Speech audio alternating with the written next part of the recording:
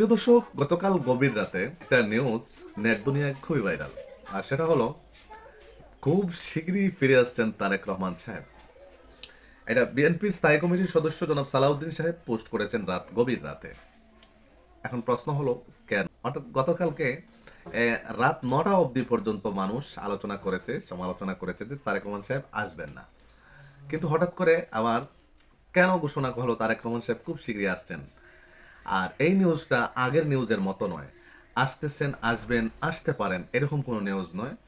এটা মোটামুটি খুবই প্রাণযোগ্য এবং বিশ্বাসযোগ্য একটা নিউজ যে খুব শীঘ্রই তারেক রহমান সাহেব দেশে আসবেন। তো দর্শক, জানিয়ে রাখি, প্রধান উপদেষ্টার কার্যালয় থেকে বেগম জিয়াকে যখন বিবিআইপি পার্সন ঘোষণা করা হয়েছে, তখনই কিন্তু একজন ভিআইপি পার্সনের জন্য স্পেশাল কিছু সিকিউরিটির ব্যবস্থা করা হয়, নিরাপত্তার ব্যবস্থা করা হয়। আর সেই স্পেশাল নিরাপত্তার এবং সিকিউরিটির ভিতরে জনাব তারেক রহমান সাহেবকেও আনা হয়েছে।